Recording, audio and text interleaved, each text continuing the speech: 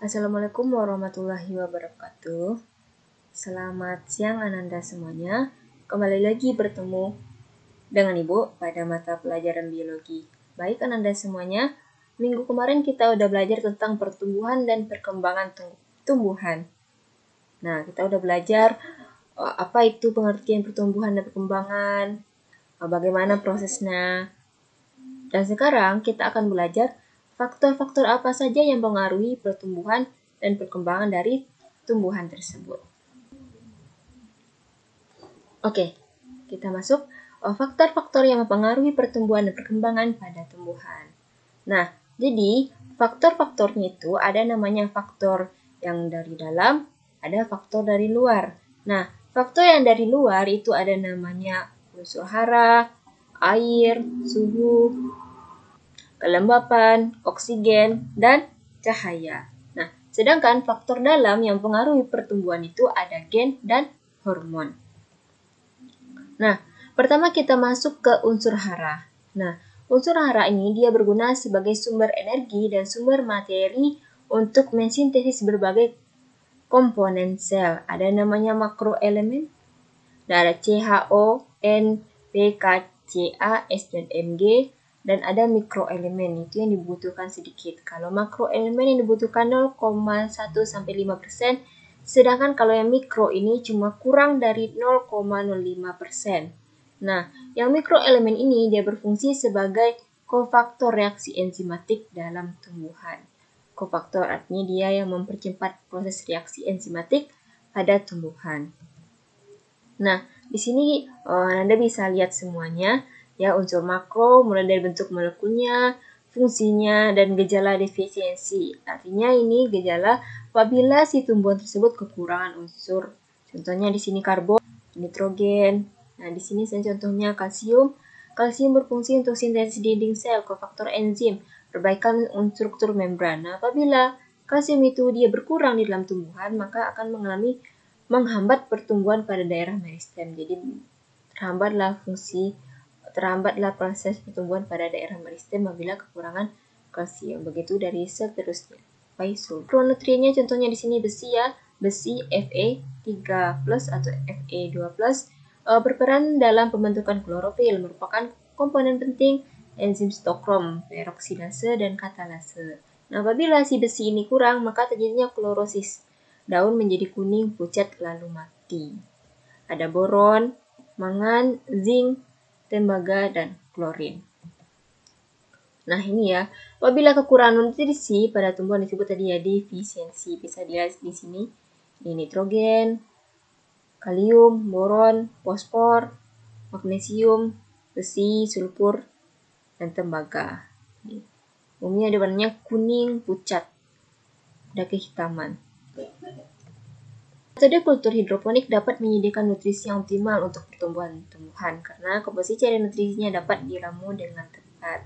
Ini salah satu solusinya bagaimana kita menyediakan unsur hara bagi si tumbuhan. Selanjutnya yang kedua yaitu faktor luar yang mempengaruhi pertumbuhan tumbuhan ada air.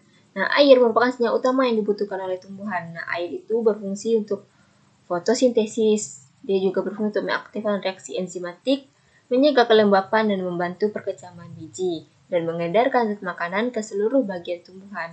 Nah, tanpa air pada tumbuhan, maka reaksi kimia dalam situ tidak dapat berlangsung, sehingga mengakibatkan tumbuhan itu menjadi layu, kering, bahkan warna kuning dan mati.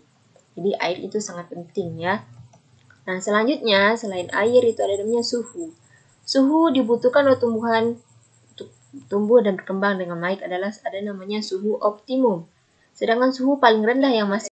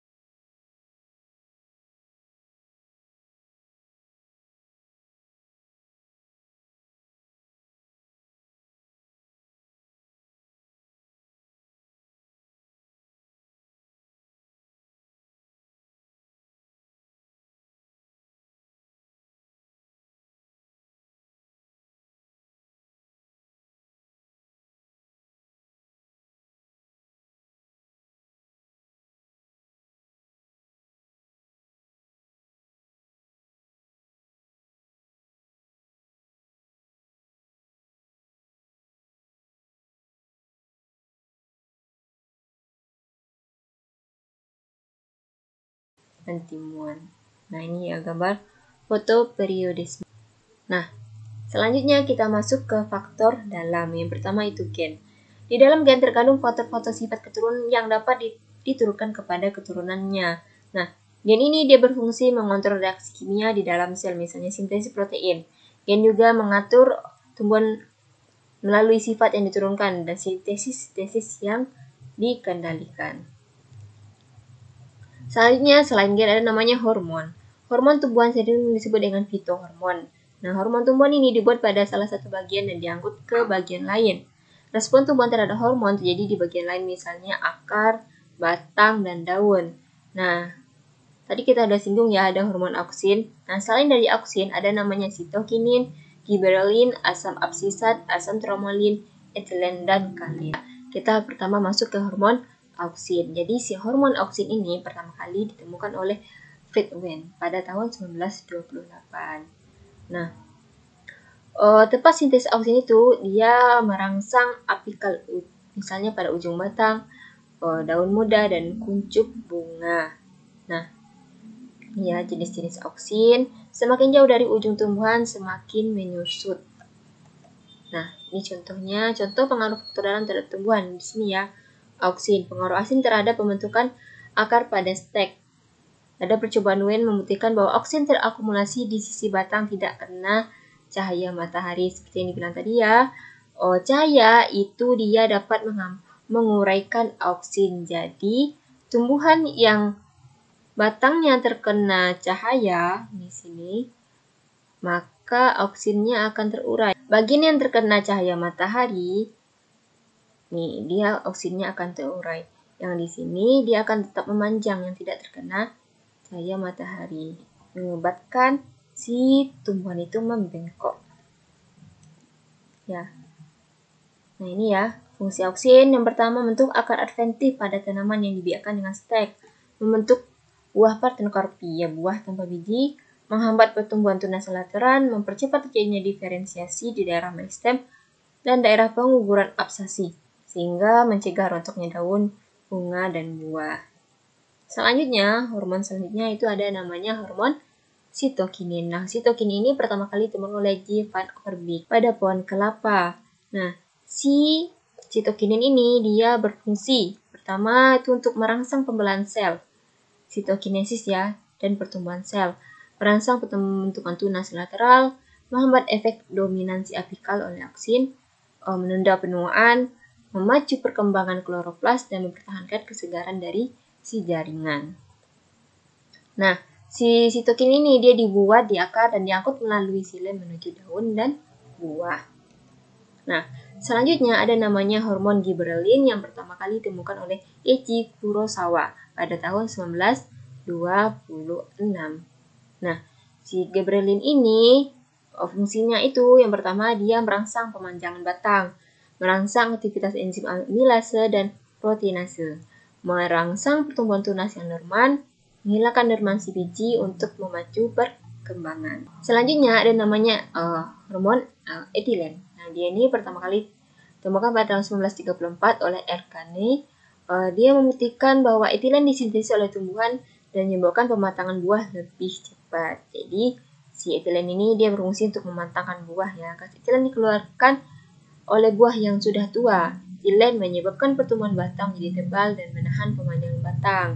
Nah, bersama auksin dia dapat memacu pembungaan pada mangga dan nanas. Sedangkan kalau bersama giberelin, dia dapat mengatur tumbuhnya bunga jantan dan bunga betina. Nah, selanjutnya yaitu asam absisat. Nah, hormon ini dia berfungsi untuk menghambat pertumbuhan. Nah, dia berasal dari kata absisi ya, kemampuan untuk mendorong rontoknya daun, buah, bunga pada tumbuhan. Dia ditemukan oleh F.D. Endicott yang mengamati absisi pada kapas. Nah, selain itu dia berfungsi juga untuk menghambat pembelahan dan pemanjangan sel, menunda pertumbuhan atau dormansi, sehingga membantu tumbuhan bertahan dalam kondisi yang buruk, ya, beradaptasi dengan lingkungan yang buruk, merangsang penutupan stomata pada musim kering untuk mengurangi aktivitas transpirasi, penguapan, dan membantu peluruhan daun pada musim kering. Selanjutnya ada namanya asam traumalin, itu hormon luka di sini. Dia dipelajari oleh Haberland. Kemampuan tanaman untuk memperbaiki kerusakan atau luka yang terjadi pada tubuhnya disebut regenerasi. Nah, regenerasi dipengaruhi hormon luka atau asam traumalin.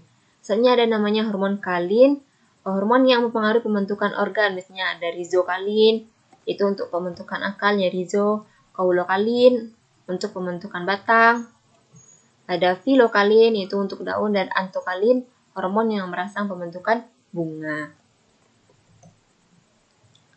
Nah, ini ya contohnya yang sudah dijabarkan tadi, ada hormon auksin, sitokinin, gibberellin, asam asisat, gas etilen. Nah, di sini contohnya tadi, si auksin dia mendorong pemanjangan batang, pertumbuhan akar, diferensiasi sel dan percabangan, pertumbuhan buah, dominasi apikal, fototropisme, geotropisme.